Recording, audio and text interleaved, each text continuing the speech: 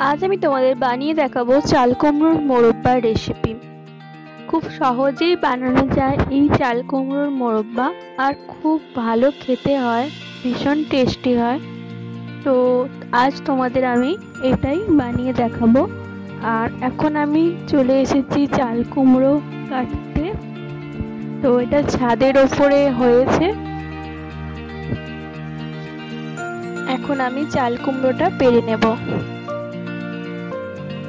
এখানে চাল কুমড়োটা দেখতেই পাচ্ছি পেকে গেছে, কেননা পেকে গেলে সাদা হয়ে যায় আর হাত দিলেই বোঝা যায়।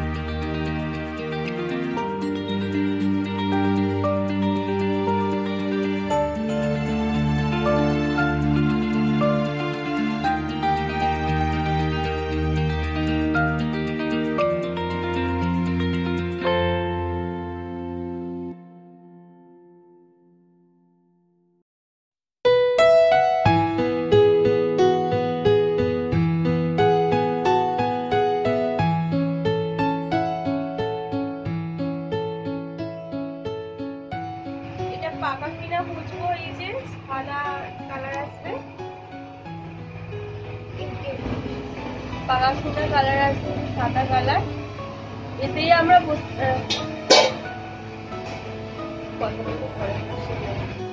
চাল কুমড়োটা খুবই পেকে গেছে, তাই ছোট বটিতে কাটা যাচ্ছে না, বড় বটিতে কাটতে হবে, খুব ধারালো বটিতে।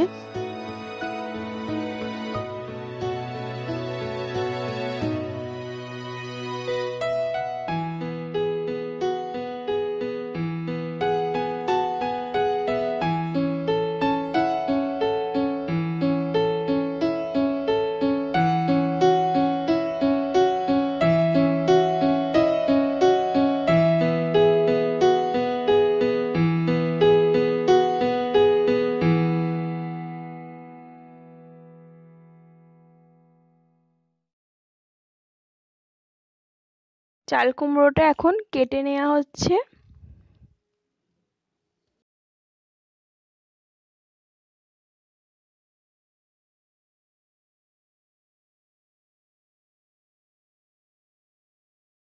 এবার চাল কুমড়োটা কেটে ছাড়িয়ে ভালো করে আমি ধুয়ে নেব। ভালো করে ধুয়ে নিয়ে ফিরে আসছি।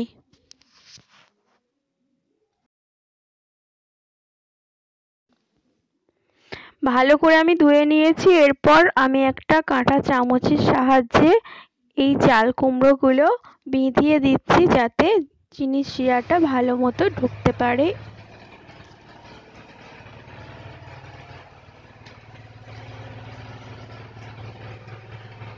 এরকম ভাবে সব চাল কুমড়োগুলোই আমি বিঁধিয়ে নেব। তোমরা দেখতেই পাচ্ছ, এইভাবে আমি কেটে নিয়েছি।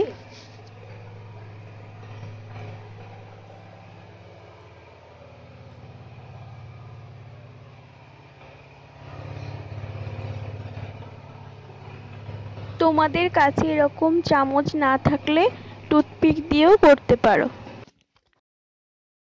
এরপর আমি চুন জল নিয়ে নেব, আর চুন জলের মধ্যে দিয়ে আমি এই চাল কুমড়োগুলো ভিজিয়ে রাখবো।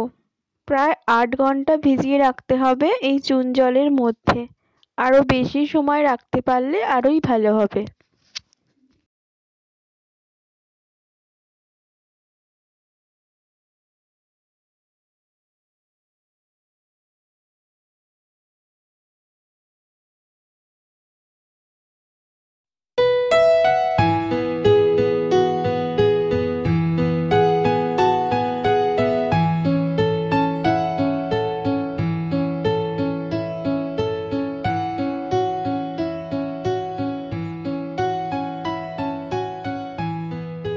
একটা ঢাকা দিয়ে আমি রেখে দেব। এটা আমি অনেকবার করে ধুয়ে নিয়েছি, প্রায় 5-6 বার মতো ধুয়ে নিয়েছি। যতক্ষণ না পর্যন্ত এই ফ্রেশ জল বেরোয় ততক্ষণ পর্যন্ত আমি ধুয়ে নিয়েছি। আর অবশ্যই চুন জলটা ভালো করে ধুয়ে চুন জলটা ফেলে দিতে হবে। আর এটা আমি ভিজিয়ে রেখেছিলাম 8 ঘন্টা, তার বেশি ভেজালেও হবে, আরোই ভালো হবে। তো এরপর আমি এগুলোকে জলটা চিপে করে ছেঁকে নেব। যতটা জল বার করা যায় ততটাই বার করে নিতে হবে।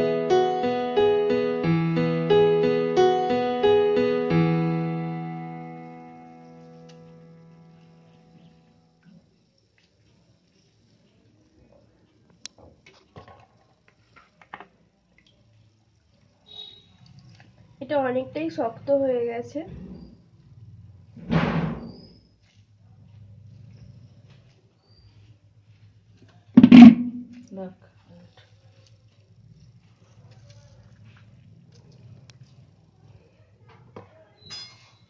এভাবে আমি সবগুলো জল ছেঁকে নিয়ে নেব।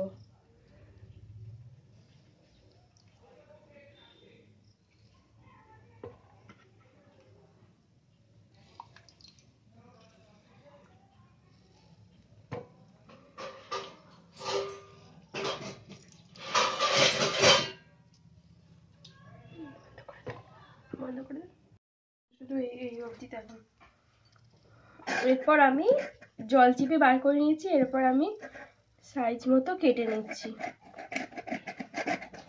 যে যেমন খুশি কেটে নিতে পারো।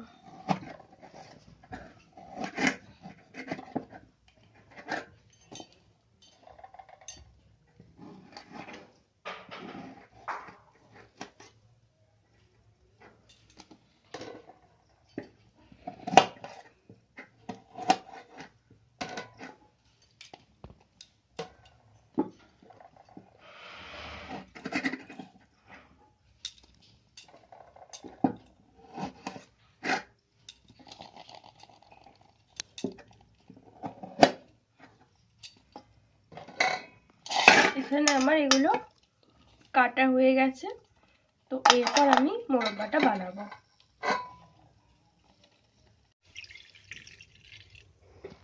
এখানে আমি 1 কাপ পরিমাণ জল দিয়ে দিয়েছি। আর জলটা একটু গরম হবে, তারপরে আমি চিনি দিয়ে দেব। চিনি দেব 1.5 কাপ পরিমাণ।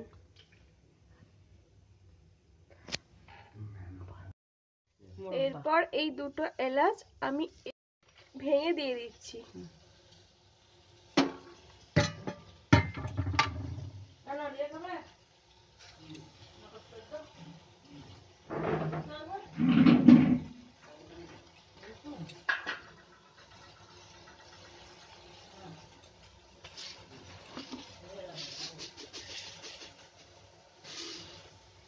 এখানে আমি দিচ্ছি 1 কাপ চিনি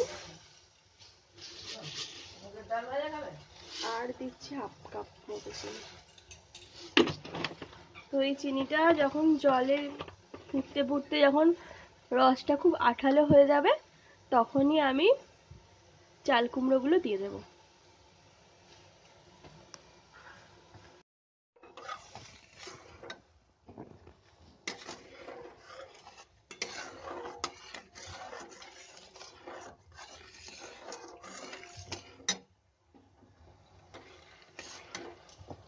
রসটা এবার আঠালো হয়ে গেছে।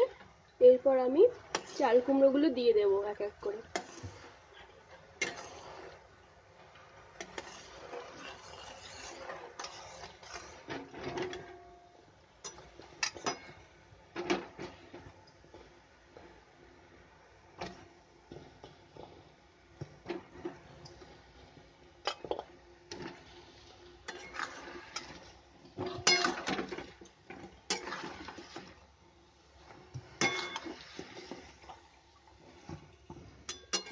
এটা মিডিয়াম আঁচে করতে হবে। আর যেহেতু আমি চাল কুমড়োগুলো আলাদাভাবে সিদ্ধ করিনি, তাই জন্য একটু সময় নিয়ে সিদ্ধ করে নেব। এই রসের মধ্যেই সিদ্ধ হয়ে যাবে চাল কুমড়োগুলো।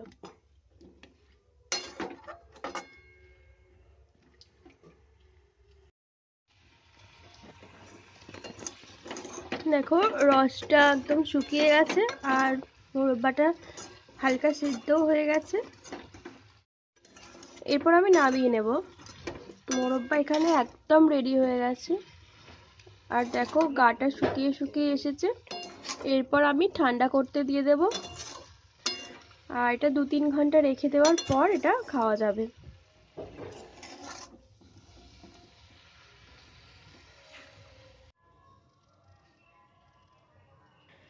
দেখলে তো কত সহজেই তৈরি হয়ে গেল চাল কুমড়োর মোরব্বা।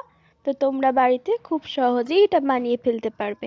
আর এই রেসিপি যদি তোমাদের ভালো লেগে থাকে তাহলে অবশ্যই লাইক শেয়ার কমেন্ট করবে আর চ্যানেলটিকে সাবস্ক্রাইব করতে একদম ভুলবে না বন্ধুরা।